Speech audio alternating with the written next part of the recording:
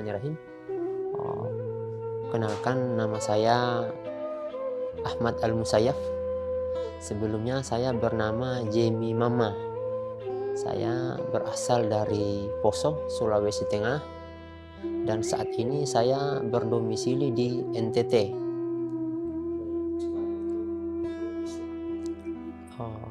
Alhamdulillah, sebetulnya saya awalnya belajar dari Bible itu sendiri tahun 2012, kemudian 2013 saya ateis, kemudian saya belajar Islam di 2013 itu. Setelah 2014 saya menemukan kebenaran Islam, saya baru berhijrah ke Islam. Jadi intinya saya 2012 itu saya mempelajari Alkitab, Bible selama setahun full.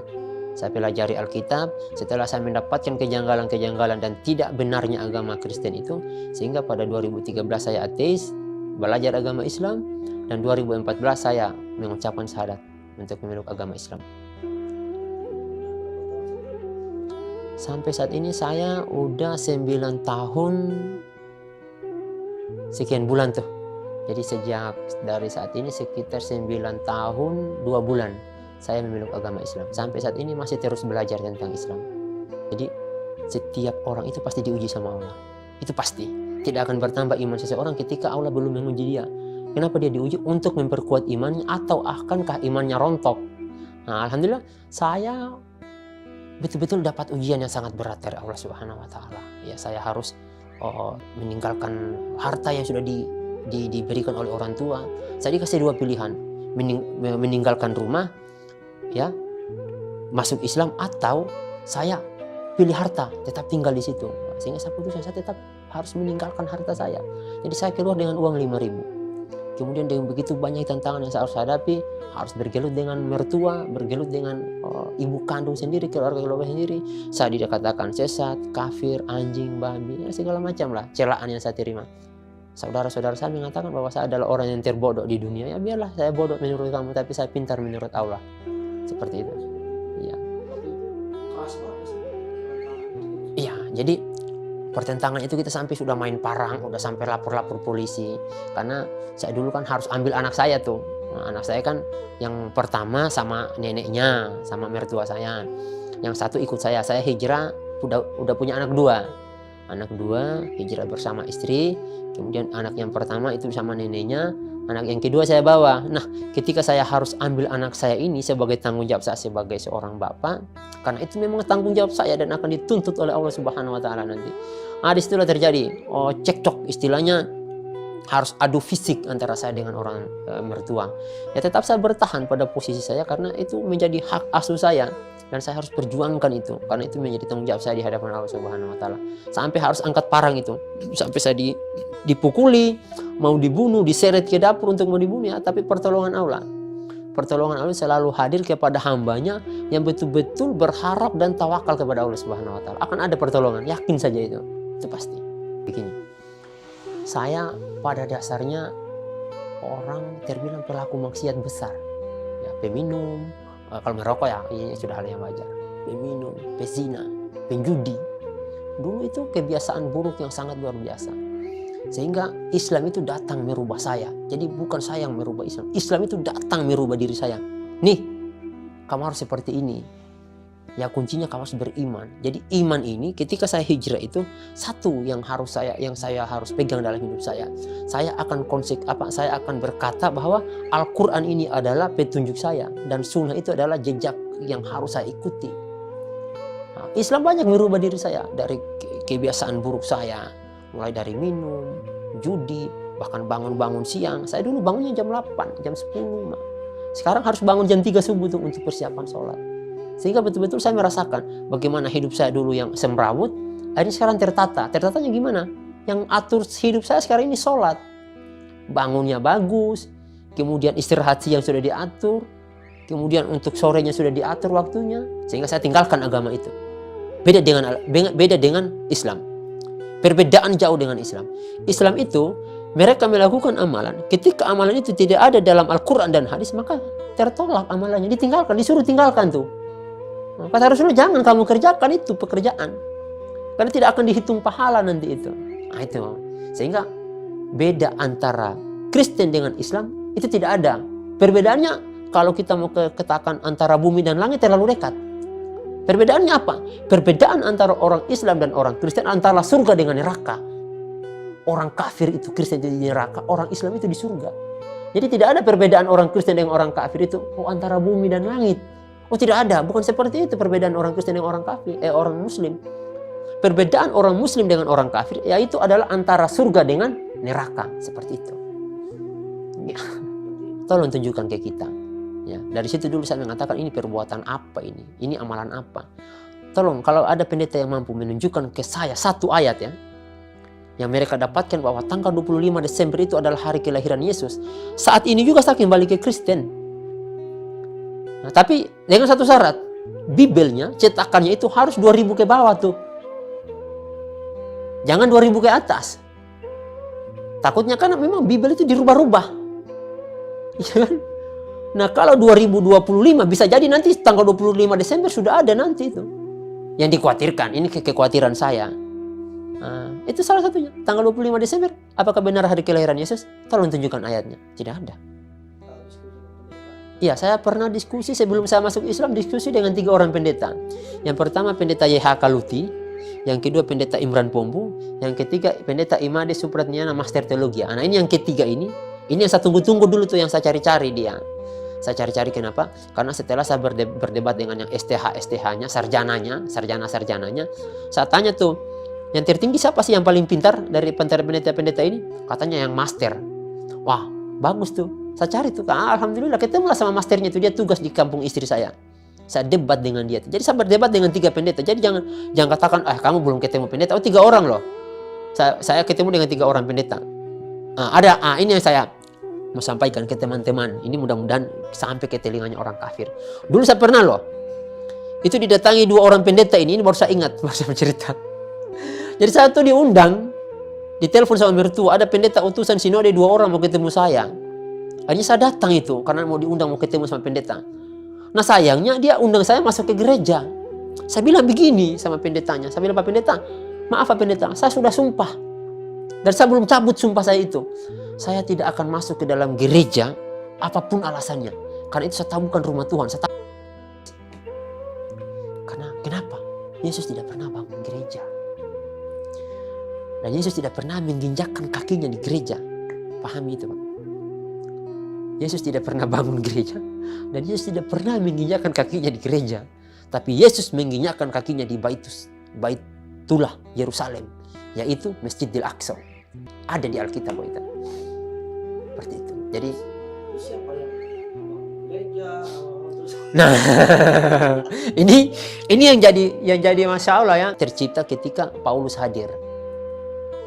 Nah sebenarnya kalau kita mau cerita tuh rentetannya tuh mulai dari kisah Nabi Adam, Nabi Ibrahim, Nabi Musa sampai Nabi Isa itu kalau mereka mau runut, akhirnya mereka sadar tuh, wah ternyata kita bukan umatnya Nabi Isa, bukannya umatnya Yesus.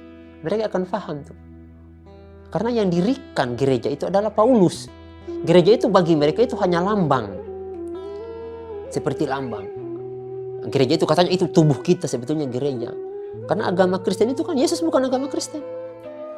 Agama Kristen kan Paulus. Yang membawa agama Kristen Paulus. Makanya kalau mereka katakan, wah Islam ini agama baru, salah. Agama baru itu agama Kristen. Karena Yesus itu Islam. Nabi-nabi sebelumnya Islam. Mereka sholat, zakat, puasa. Semua Islam tuh. Bahkan ibunya Yesus, Maria kan pakai jilbab. Tidak ada satupun rumah di rumah-rumah orang Kristen kita pasti dapat itu bahwa Bunda Maria itu pakai jilbab. Jadi yang menyesatkan mereka Paulus, Yesus itu. Si Paulus yang mengajarkan agama baru ke mereka, yang bangun gereja, suruh bangun gereja tuh kamu. Masya Allah. Jadi ini teman-teman yang teman-teman pahami ya dimanapun berada. Jadi seorang itu tidak dikatakan dia seorang Muslim sebelum dia betul-betul beriman kepada Allah dan menjalankan apa yang Allah perintahkan. Nah teman-teman, ketika saya masuk Islam itu, yang pertama saya katakan saya tanya ke Ustadz, amalan apa yang harus saya perbuat? Ya, dan dalilnya, saya minta dalil itu saat itu, dia bilang sholat. Dalilnya ya dia sampaikan. Yang membedakan antara orang Islam dengan orang kafir yaitu sholat. Iya, yang membedakan antara orang Islam. Kemudian kata Ustadz saya itu, sabda Nabi, pada hari kiamat nanti amalan yang pertama kali dihisap adalah sholat. Iya. Ketika sholatnya kita bagus, maka bagus pula amalan yang lain. Sholat kita rusak, maka rusak pula yang lain. Yang harus kita pahami. Jadi saya sejak masuk Islam sampai saat ini saya tidak meninggalkan satu waktu pun sholat saya. Sejak saya ucapkan syahadat, dari sejak saya ucapkan syahadat sampai saat ini saya tidak meninggalkan sholat 5 waktu saya, satu waktu pun. Karena saya yakin betul, saya yakin apa yang Allah perintahkan itu bukan untuk kebaikan Allah, 100% untuk kebaikan kita. Tidak pernah Allah menurunkan suatu syariat itu untuk menyusahkan umatnya, kecuali itu untuk memberikan pelajaran, petunjuk, dan keselamatan bagi umat manusia. Sehingga betul-betul yang harus kita simpan dalam hati kita ini, kita kerjakan itu semata-mata karena iman kita kepada Allah. Dan saya merasakan itu menjadi suatu hal yang enteng. Karena kenapa? Ya, saya sudah berangkat dari agama saya sebelumnya, di mana mengerjakan suatu pekerjaan yang itu yang tidak ada dalilnya, tidak ada perintahnya. Ketika saya mendapatkan suatu perintah yang ada jelas dalilnya, saya senang melakukannya. Karena saya sudah tahu, wah ini ada hasilnya nanti nih. Ibarat kita itu, saya mau kerjakan ini, mau nanam ubi, biar hasilnya nanti dapat singkong nih. Kalau tanam pasti dapat nih hasilnya. Seperti itu, ketika kita melakukan satu amalan itu, kita lakukan dengan ikhlas, sabar, insya Allah. Kan janji Allah sudah pasti. Ini bukan janji DPR ini.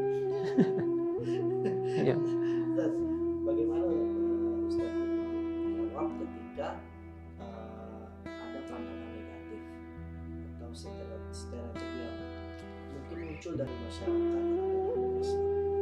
Iya, saya dulu begini. Islam itu di pandangan saya, ketika saya belum masuk Islam, Islam itu radikal, teroris, buruk, kafir, kejam, bengis. Itu pandangan saya ketika saya belum pahami Islam. Ketika saya belum masuk Islam ya. Ketika saya masuk Islam, ternyata apa yang menjadi statement saya, apa yang menjadi anggapan saya itu ternyata terhapus, tertolak semuanya. Apalagi ketika saya masuk pondok pesantren ya, Masya Allah, tidak satu pun saya dapatkan pengajaran yang ada di pondok pesantren itu tentang mengajarkan tentang kebencian. Jangan ke sesama muslim, kepada orang kafir. Bagaimana kita memuliakan orang-orang kafir itu yang tidak mengganggu agama kita ya, yang bukan mengganggu agama kita. Beda dengan yang orang mengganggu agama kita. Orang yang mengganggu agama kita ya hukumnya kita perangi. Tapi orang yang betul-betul menghargai kita, kita harus menghargai dia. Di Islam itu Masya Allah diatur dari A sampai Z, sampai hal terkecil. Gunting kuku, kita menggunting kuku itu diatur dalam Islam. Masuk WC diatur, masuk kaki kiri keluar kaki kanan, diatur semua sampai tidurnya kita. Makanya Islam itu sempurna. Diatur kita mulai dari bangunnya sampai tidurnya, dari tidurnya sampai bangunnya lagi. Luar biasanya Islam seperti itu. Makanya ketika ada orang yang mengatakan, oh Islam itu radikal, Islam itu begini, Islam itu teroris ini. Iya, kamu belum paham Islam. Iya, kalau kamu mau paham Islam, jangan lihat orangnya. Nah, ini yang harus dipahami dulu. Orang Islam itu banyak yang jahat. Orang Islam itu banyak yang nggak benar. Iya, tetapi Islam itu tidak ada satupun cacatnya. Tidak ada satupun kesalahannya Islam. Itu yang harus kita pahami. Jadi kalau kamu melihat, orang-orang melihat oh Islam itu dari orang, dari person, itu salah, keliru dia. Karena di Amerika sana penjahat semua orang Kristen. Di Arab kenapa banyak penjahat orang Islam? Ya karena memang kampung Arab, kampung Muslim. Di Indonesia kenapa banyak ini penjahat orang Islam? Ya karena memang mayoritas Islam. Tetapi Islam tidak pernah mengajarkan itu. Jadi saya waktu masuk Islam saya tidak melihat orangnya, tapi saya melihat ajarannya. Jadi yang dilihat itu ajarannya. Beda kayak Kristen. Maaf ya, benar. Tapi kalau ajarannya kalau bilang kasih, ya Islam juga kasih. Berkasih sayanglah kamu, ya kita berkasih sayang juga. Beda kayak Islam. Nah, kalau ada yang beranggapan oh Islam seperti ini, Islam seperti ini, ada semua jawabannya sebetulnya. Hanya saja kamu tidak tahu tentang Islam. Kalau sudah belajar tentang Islam, sama seperti saya. Saya dulu, waduh, parah. Memahami Islam, menangkap Islam itu atau memahami Islam itu parah. Seperti itu. Kemudian bagaimana Ustaz menjalin hubungan dengan muslim lainnya? Dan bagaimana Ustaz dalam menghadapi perbedaan dalam praktik? Iya, Ya, Masya Allah ya. Ini di kita kan banyak, istilahnya kan Rasulullah sudah berpesan tuh. Umat Yahudi itu akan terpecah menjadi 71 golongan. Satu masuk surga, sisanya tuh masuk neraka tuh. Siapa? Ya pada zaman itu saja. Kemudian Nabi Isa itu, orang-orang Kristen itu, semua itu mereka akan masuk surga kecuali satu golongan. Nah, sama orang Islam. Nah, makanya perbedaan ini sungguh luar biasa sebetulnya. Namun kadang kita begini, salah memahami perbedaan. Nah, ketika ada yang beda pendapat dengan kita, seolah-olah itu orang salah. Iya. Karena perbedaan pendapat itu bukan berarti ketika kita beda pendapat. Misalnya contoh, saya tidak mau makan apa namanya ini tempe. Bukan berarti tahu itu jelek atau tempe itu jelek. Tidak, saya tidak suka saja. Nah, ini yang sering terjadi di kalangan kaum muslimin. Nah, sehingga saya ketika di pondok pesantren, Ustadz saya berpesan, ya, kita tidak boleh mengatakan seseorang itu sesat sebelum terjadi 3. Yang pertama itu kita harus sampaikan dulu kita punya hujah tuh ke dia tuh. Ke orang banyak tuh. Ini hujah saya nih. Yang kedua kita datangi tuh dia. Kita datangi orangnya. Kamu sesat.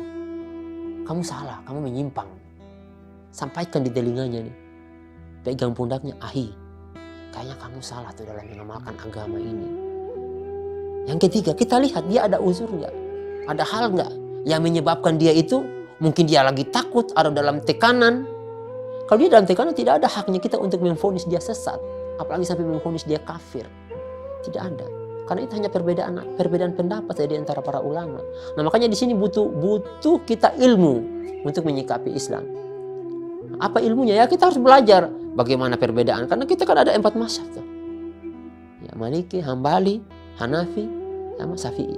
Jadi harus kita pelajari itu semua. Dan kita harus legowo dengan perbedaan pendapat itu. Apa kita dibandingkan Imam Syafi'i?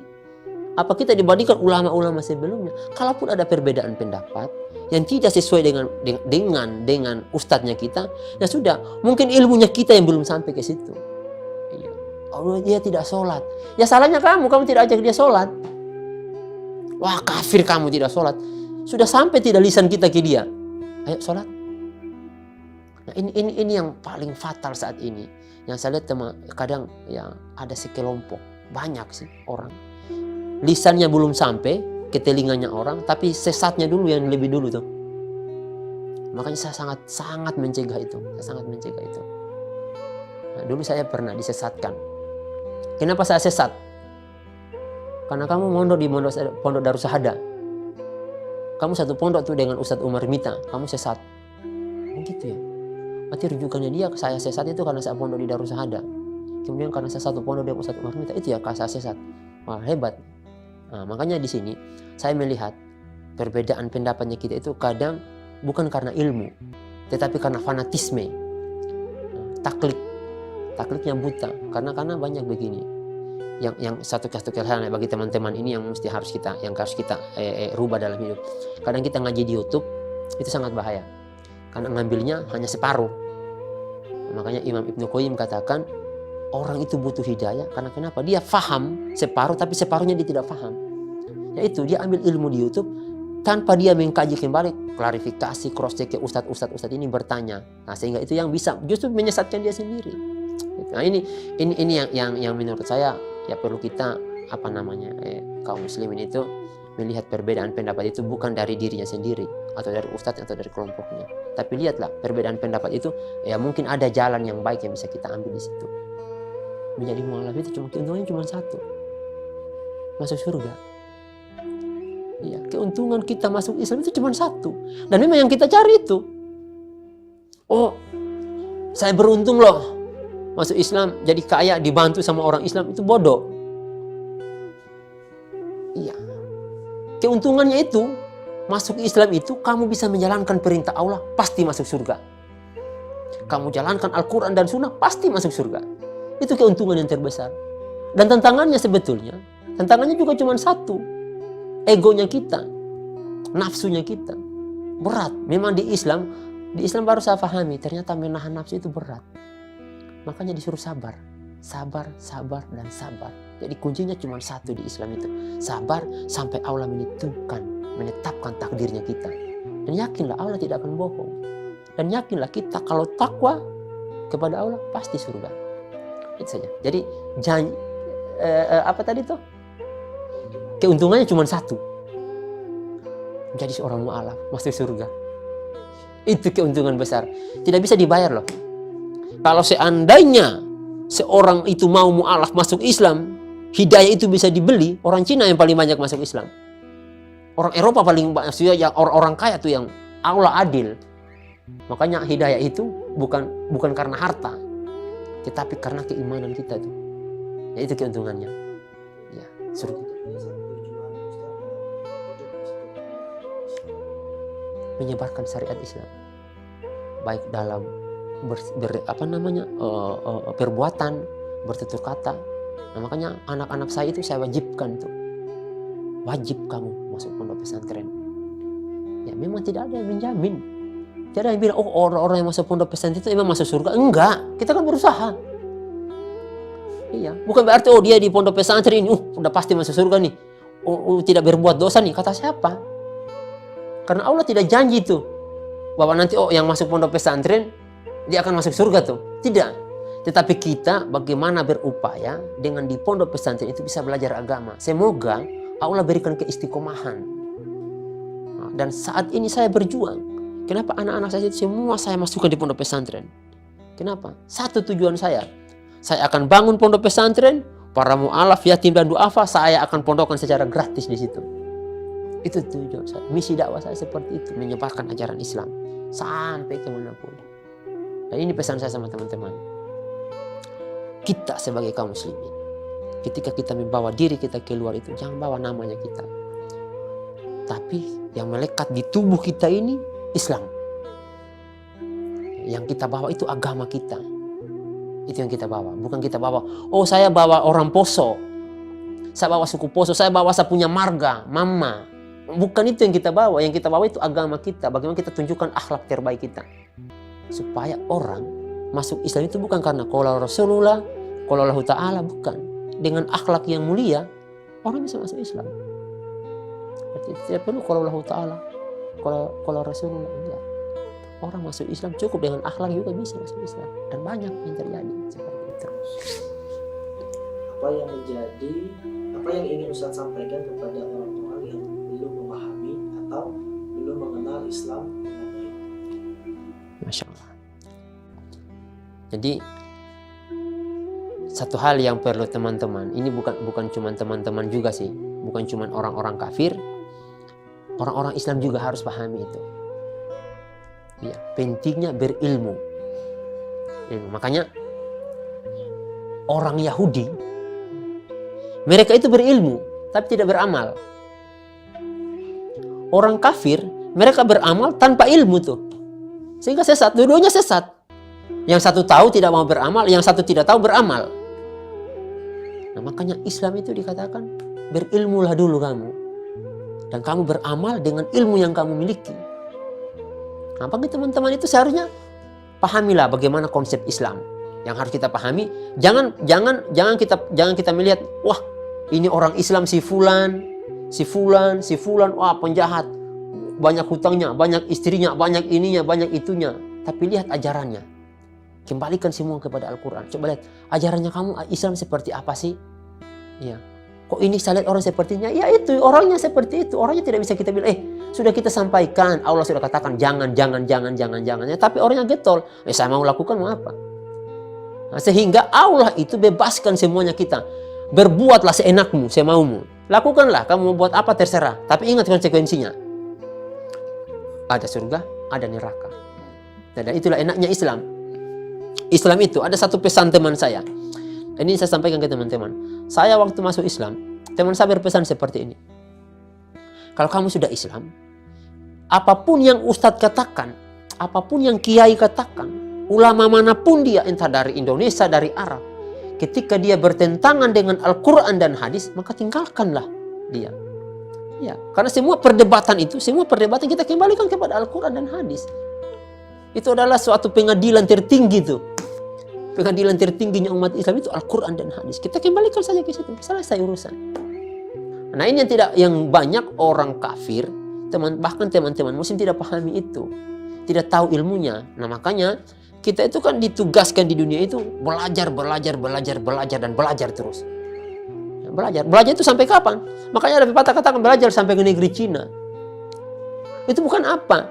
Ya karena kita disuruh belajar sampai kita mati tuh. Bukan cuma belajar saya yang penting umur 30 tahun stop belajar, tidak bisa. Belajar itu sampai kita mati. Seperti itu. Alhamdulillahi Rabbil Alamin.